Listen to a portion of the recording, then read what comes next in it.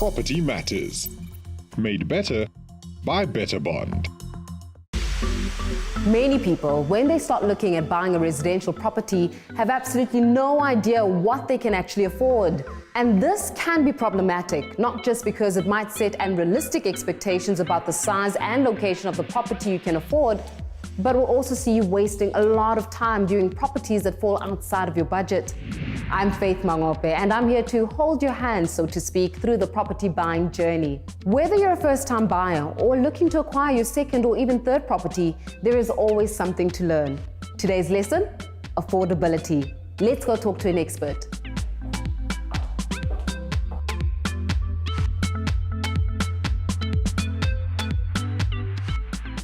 Welcome, Karl. So talk to us a little bit about the mistakes that a lot of home buyers make when buying a property. So affording a home is much more than just being able to afford your bond repayment. I think the biggest mistake homeowners make, or first-time homeowners make, is not realizing all the costs associated with affording that home. And there's a list of costs that they should consider. So break it down for us. What does getting a pre-approved bond actually mean, and what are the benefits? So there's a list of costs that you need to consider when buying a home. The first one is your rates and taxes. You need to, if you stay in a complex or in a sectional title, you need to consider your levies and how much that levies will be on a monthly basis, potentially your electricity and water costs. If you install fiber, how much that will be on a monthly basis. Yeah. And taking all that cost is quite important when working out how much you can afford and doing your budget according to that. One of the other big costs, which I've made the mistake many times, is maintenance costs. Because you don't think that you have to do maintenance, but you have to. So what I do now, I put away a bit of money every month and make sure that if there's an unexpected cost, that I have some funds to pay for that. Now, here's a lot of things that people don't know around the issue of pre-approval. What are the benefits of getting pre-approved? I think a pre-approval is so powerful. It's almost like your license to buy.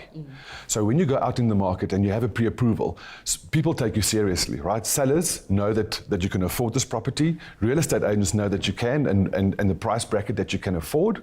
So I think, it gives you that edge when you are in the market and wanting to buy a home. So many of us might not actually know that you can go online to find a bond affordability calculator, and that could perhaps give us an indication of whether or not we can afford a bond, and especially for those who thought that they couldn't afford one. So let's get practical for a little bit. Let's say I'm earning about 25,000 Rand a month. What price range of property should I be looking at?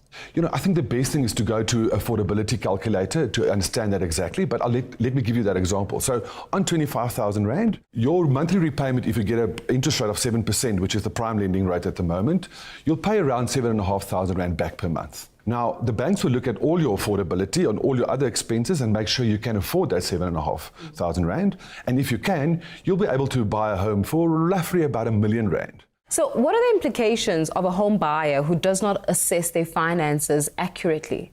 I think the biggest impact would be that when you then apply for the bond and you haven't assessed your finances properly, that you might not be able to afford that home.